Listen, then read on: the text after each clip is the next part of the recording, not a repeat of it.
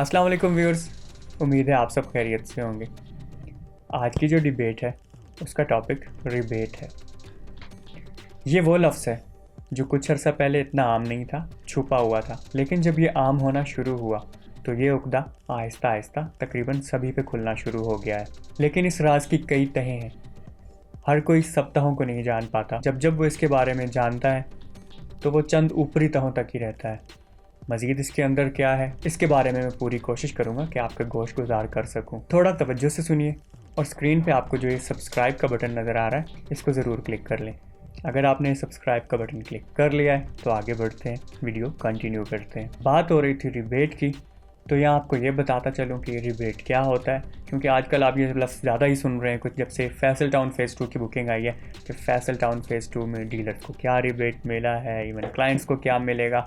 तो ये रिबेट है क्या, ये किसको कितना मिलता है, क्यों मिलता है, इसकी साइंस क्या है, इस पे आगे चल के बात करते हैं। जनरली नॉर्मल मार्केट की बात करते हैं पहले, कि जब आप मार्केट में कुछ भी ख़रीदने जाते हैं तो उस मार्केट में यानी उस मार्केट चेन में, उस बाइंग चेन में बहुत से किरदार होते हैं, डिपार्टमेंट्स होते हैं, जैसा कि मैन्युफैक्चरर, एडवर्टाइज़र, डिस्ट्रीब्यूटर, सेलर और आप। तो ये सारा सिस्टम जो है ख़ास तरीके से चलता है। अब जब आप कोई चीज़ ख़रीदने जाते हैं तो उसकी कीमत क्या होती है, ये कीमत ओपन मार्केट में तय होती है, या फिर वो मैन्युफैक्चरर खुद तय करता है और या हुकूमत इसको तय करती है। मिसाल के तौर पे पेट्रोल, आटा, चीनी, मुर्गी, इस तरह की जो चीज़ें हैं ये हुकूमत की कुछ रेगुलेटरी अथॉरिटीज़ होती हैं, ये कीमत तय करती हैं। आप जब भी ये चीज़ें ख़रीदने चाहते हैं कीमत अदा करते हैं और अपनी मतलूबा चीज़ अपने हाथ में लेके वापस आ जाते हैं। अब जो मैं बात आपको बताने चाह रहा हूँ, एक्चुअली आप सब ये बात जानते हैं क्योंकि आप मुझसे ज़्यादा तजुर्बाकार हैं, लेकिन यहाँ पे मैं सिर्फ आपकी उन मालूमात को थोड़ी सी फ़ाइन ट्यूनिंग करने की जसारत कर रहा हूँ। उम्मीद है आप ये गुस्ताखी माफ़ कर देंगे। बात हो रही थी बाइंग्स की। जैसा कि आप चीनी का अगर 1 किलो ख़रीदने गए, आपने मुतय्यन करदा कीमत अदा की, स्टोर से वो चीनी ली, आप वो चीनी लेके घर आ गए, दुकानदार को आपने पैसे पकड़ाए। अब आपने जो कीमत अदा की उसमें आपने उस कीमत से ना 1 रुपया कम दिया ना 1 रुपया ज़्यादा, आप तो हुकूमत की तय करदा कीमत पे चीनी लेके आ गए।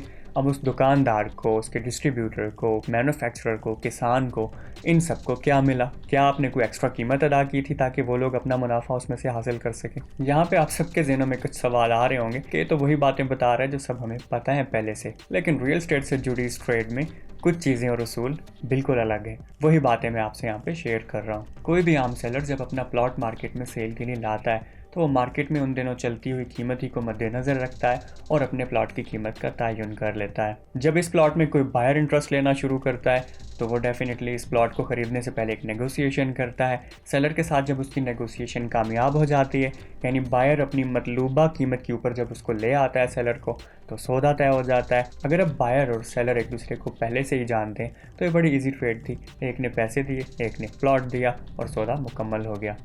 लेकिन आम तौर पे ऐसा नहीं होता, क्योंकि हमेशा आपको अपने जानने वाले से कोई चीज़ नहीं मिल पाती है। इसके लिए आपको ज़रूरत पड़ती है एक ब्रोकर की। अब जब ब्रोकर के थ्रू ही डील हो रही थी, बायर और सेलर राज़ी हुए, प्लॉट की कीमत तय हुई।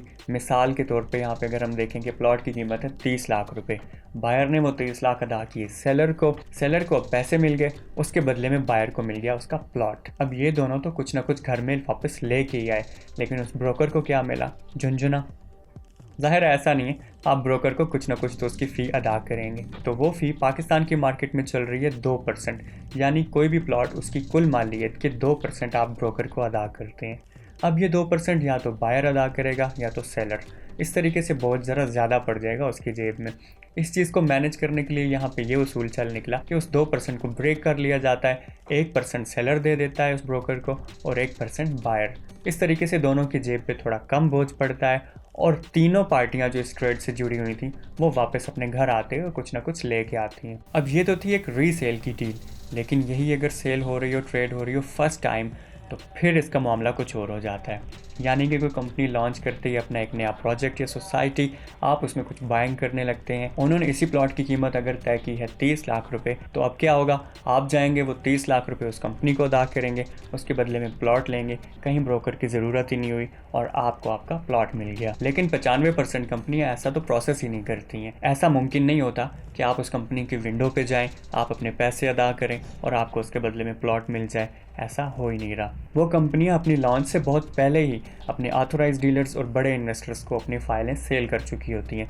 इस तरीके से उनका माल उनकी सेल से पहले ही बिक चुका होता है। अब जब आप उस प्रोजेक्ट को लेने जाते हैं तो कंपनी के पास लाख जाके आप कोशिश कर लें, कंपनी आपको एक फ़ाइल भी प्रोवाइड नहीं कर सकती क्योंकि वो फाइलें अपनी बेच चुकी होती है। तो अब आपको ये फ़ाइल उन ऑथोराइज डीलर्स या उनके एजेंट्स के थ्रू ही मिलेगी। तो अब जब ये प्लॉट आप बाय करने लगे, अगर इसकी कुल कीमत है 30 लाख रुपए, आप डाउन पेमेंट अदा करके आ जाते हैं 5 लाख रुपए, बाकी की कीमत आपने बाद में किस्तों में अदा करनी है। तो ये जो 30 का 30 लाख रुपए होगा ये तो जाएगा कंपनी को। अब जिस एजेंट से आपने वो फाइल खरीदी, क्या आपने कोई उसको टिप, कमीशन या गिफ्ट की सूरत में कोई चीज़ दी? अगर कुछ दिया है तो वो तो उस डीलर की फिर चालाकी थी कि उसने आपसे कुछ ना कुछ ले ही लिया, लेकिन 90% सूरतों में ऐसा नहीं होता।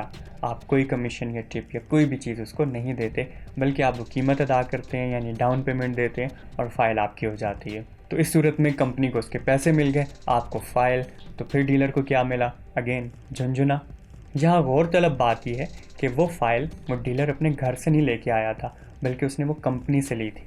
और कंपनी से कैसे ली थी? उसने एक बहुत बड़ी रकम अदा करके, अपनी इन्वेस्टमेंट करके वो कंपनी से फाइल्स खरीदी थी। अब उस इन्वेस्टमेंट के मुनाफा के तौर पे या कंपनी का माल बिकवाने के एवज कंपनी उसको एक रकम अदा करती है। ये रकम कहलाती है रिबेट। अब आपको यहाँ से मैं दोबारा लेके जाता हूँ उसी डिपार्टमेंटल स्टोर पे जहाँ पे आप चीनी खरीद रहे थे। जब आपने चीनी खरीदी, मुकर्रर करदा कीमत से 1 रुपया ज़्यादा जब आपने अदा नहीं किया, तो उस ट्रेड की चेन से जुड़े जितने भी लोग थे उनको उनकी उजरत कहाँ से मिली? डेफिनेटली आपने जो कीमत अदा की, हुकूमत की मुतय्यन करदा कीमत के अंदर उन सब की उजरत शामिल थी। इस तरह से आपने जब कीमत अदा की तो वो सब लोग उसी कीमत के अंदर से एडजस्ट हो गए। तो इसी तरीके से रियल एस्टेट की जब आपने डील की थी तो आपने ब्रोशर के ऊपर लिखी हुई कीमत से 1 रुपया ज़्यादा अदा नहीं किया था। तो जब एक्स्ट्रा पैसे नहीं दिए तो उस चेन से जुड़े लोग कहाँ से पैसे हासिल करेंगे? डेफिनेटली आप ही की अदा करदा कीमत के अंदर से उनको उनकी एडजस्टमेंट कर दी गई। यहाँ ख़ास बात यह है कि जो मैंने आपको मार्केट की ट्रेड का उसूल बताया था कि 2% कमीशन डीलर लिया करता है, तो जब आप ये फाइल या प्लॉट खरीदने गए थे तो आपने तो फिर वही ब्रोशर पे प्रिंटेड कीमत अदा की, आपने कोई कमीशन भी उसको पे नहीं किया डीलर को। अब इस सूरत में जब आप भी कोई कमीशन नहीं दे रहे तो यहाँ पे वही कंपनी जो है जिसने आपसे पैसे ले लिए, वो अपनी उस सारी रकम में से जो उसने ली उसमें से उसका कुछ हिस्सा उस डीलर को कमीशन के तौर पे अदा कर देगी। अब आपको अपनी चीज़ मिल गई यानी फाइल, कंपनी को मिल गए उसके पैसे और कंपनी ने उसके बदले में अपना कमीशन दे दिया डीलर को। अब उन डीलर साहब को एक साइड का कमीशन भी मिल गया, यानी कंपनी ने अपना कमीशन, अपने हिस्से का कमीशन उस डीलर को दे दिया। अब जो आपकी साइड का कमीशन था वो कमीशन तो अभी भी डीलर को नहीं मिला। मींस ज़ाहिरी तौर पे आप देखें तो डीलर लॉस में हुआ कि उसको सिर्फ एक साइड का कमीशन मिला। अब होने ये लगा कि हमारे यहाँ आपको पता है कि हर चीज़ में एक भेड़ चाल होती है, जो जिस साइड पे चल पड़े सारे उसके पीछे चल पड़ते हैं। प्रॉपर्टी का बिजनेस भी पिछले कुछ दिनों से इतना फ्लरिश कर रहा है, नई नई मार्केटिंग कंपनियां बन रहे हैं, नए नए लोग डीलर बन रहे हैं। इवन जब स्टूडेंट्स अपनी स्टडीज़ कंप्लीट कर रहे हैं तो चाहे वो इलेक्ट्रॉनिक्स की फील्ड से हो या इवन लिटरेचर के, फाइनली जॉब वो कर रहे हैं इस वक्त रियल एस्टेट की फील्ड में, क्योंकि इस फील्ड के अंदर बहुत पैसा गर्दिश कर रहा था। अब जब ये लोग ट्रेन हो रहे होते हैं तो मार्केटिंग कंपनियां इनको क्या गुर सिखाती हैं कि आप सुबह से शाम अपने क्लाइंट बनाने के लिए उनको फ़ोन करें, उनको अट्रैक्ट करें, उनको अपनी प्रोडक्ट से मुतारिफ़ कराएं। जब आप लोग कन्विंस हो जाएं तो आपको वो सेल कर दें। महीने के आखिर पर जब उस सेल्स का हिसाब देखा जाएगा तो क्योंकि कंपनी काफ़ी पैसे कमा चुकी होगी आपकी उन सेल्स में से, तो वो अपने उस ट्रेनिंग एजेंट को उसी में से तनख्वाह और उसका कमीशन अदा कर देगी। अब ज़्यादा से ज़्यादा सेल्स करने के चक्कर में सभी लोग अपना अपना कोई तरीका इस्तेमाल करते हैं। तो एक तरीका ये इस्तेमाल होने लग गया कि क्लाइंट्स को अट्रैक्ट करने के लिए डिस्काउंट्स ऑफर करने लग गए, और इस तरह से प्रॉपर्टी जैसी कीमती चीज़ भी बेवकूफ़ होने लग गई। और ये प्रैक्टिस हमेशा से नहीं चलती आ रही थी, बल्कि गुज़िश्ता कुछ अरसे से ही आप सब लोग नोटिस कर रहे होंगे कि ये वाला ट्रेंड मार्केट में आ गया है। इस तरह से इस ट्रेड के बीच में मौजूद लफ्ज़ रिबेट, इसका उकदा भी जो पहले एक सरबस्ता राज था वो भी आहिस्ता आहिस्ता लोगों पे खुलना शुरू हो गया। लेकिन इस राज के खुलने से हुआ क्या, वो ज़रा सुनिए। आपने आजकल अक्सर देखा होगा कि आपके आसपास, आपके दफ्तर में, फैमिली के लोगों में हर वक्त प्रॉपर्टी की खरीदो फरोख्त की डिस्कशन चल ही रही होती है, और हर आदमी चाहता है कि प्रॉपर्टी की खरीदो फरोख्त के सिलसिले की जो सूझबूझ है उसका सिक्का दूसरों पे भी जमाए और बताए कि किस तरीके से वो बेस्ट तरीके से प्लॉट्स खरीदता है और क्या उसको गुर आते हैं उसके। तो अब अपनी रिसर्च के बदले या वो जो एक्ट है मार्केटिंग कंपनियों का, उसके बदले में उसको कुछ नई नई बातें भी पता चल रही होती हैं। जैसे कि अगर वो कोई प्लॉट खरीदने गया उसको वहाँ पे किसी ने रिबेट ऑफर कर दी। अब जब वो ये प्लॉट खरीदेगा उसके बाद वो अपने फैमिली और फ्रेंड में जाके यही बताएगा कि मैंने तो ये वाला प्लॉट लिया और मुझे तो इसके बदले में रिबेट भी मिला। साथ साथ बाजू का तो ये बात भी बताते हैं कि भाई आप लोगों ने जो प्लॉट खरीदा आपने तो महंगा ले लिया, देखिए मैं कितने सस्ते तरीके से लेके आया हूँ और मुझे तो इसमें डिस्काउंट भी मिला है। बाजू का तो वो ये भी बताते हैं कि भाई मेरा तो सोसाइटी में बड़ा अंदर का बंदा मौजूद है, मुझे स्पेशल डिस्काउंट पे प्लॉट वो दे देता है, क्या आपने भी ये डिस्काउंट लिया? इस तरीके से वो तो अपना रौबदाब बिठा लेता है आपके ऊपर। अब ये खबर सुनने से पहले वो लोग जो उसी सोसाइटी का वो प्लॉट खरीद चुके होते हैं,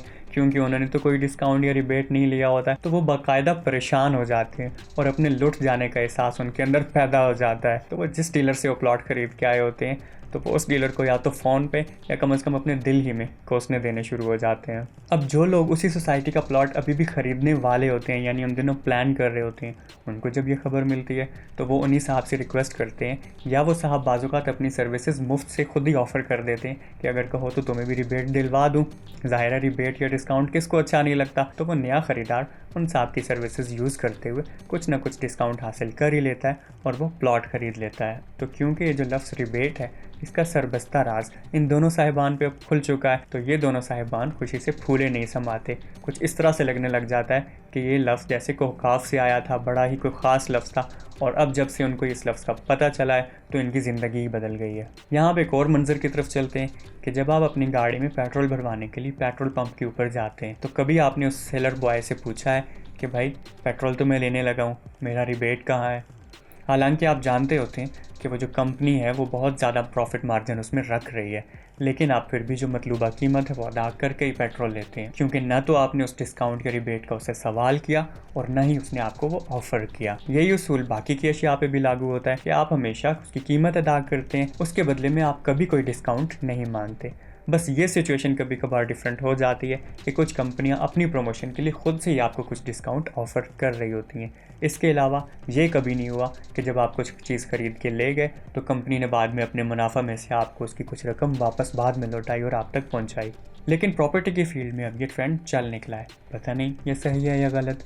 जब भी ख़रीदार कोई भी अब चीज़ खरीदने लगता है तो उसका पहला सवाल ये होता है कि भाई मेरा रिबेट कितना होगा या आप मुझे कितना रिबेट देंगे। अब अगर एजेंट उसको रिबेट ऑफ़र कर देता है तो क्लाइंट फिर उससे ये कहता है कि भाई आप मुझे इतना रिबेट दे रहे हैं, मुझे तो एक और जगह से इससे भी ज़्यादा रिबेट मिल रहा है। इस सूरत में एजेंट के ऊपर थोड़ा प्रेशर आता है। अब जब एजेंट ये सोचता है कि इस क्लाइंट को कहीं और से अच्छा रिबेट भी ऑफ़र हो रहा है तो वो डेफिनेटली उस क्लाइंट को अपने ही साथ जोड़े रखने के लिए कुछ मज़ीद डिस्काउंट ऑफ़र करने की कोशिश करता है। अब फाइनली जो भी उसने ऑफ़र की अगर क्लाइंट को वो पसंद आ गई तो ट्रेड हो जाएगी, यानी सेल हो जाएगी। दूसरी सूरत में डील कैंसिल हो जाएगी और इन दोनों का आपस का राब्ता मुनक़ते हो जाएगा। तो अब जब ये डील बिल्कुल डेड एंड पे पहुंच जाती है तो डीलर के पास क्या ऑप्शन होता है कि वो इस डील को दोबारा बहाल कर ले, और क्लाइंट के पास कौन से रास्ते बच जाते हैं। तो अब इसका सल्यूशन क्या है, ये डिबेट ज़रा तफसील मांगती है। इस वीडियो में शायद बताना मुमकिन ना हो, ये वाली तफसील मैं आपके लिए लेके आऊँगा पार्ट 2 में। पार्ट 2 आपके लिए बहुत ज़्यादा इन्फॉर्मेशन लेके आ रहा है और जल्द ही अपलोड होने वाला है। अगर आपने अभी तक चैनल को सब्सक्राइब नहीं किया तो सब्सक्राइब कर लीजिए ताकि जैसे ही इसका सेकंड पार्ट अपलोड हो तो वो आप तक पहुंच सके। तब तक आपने जुड़े रहना है रियल न्यूज़ के साथ।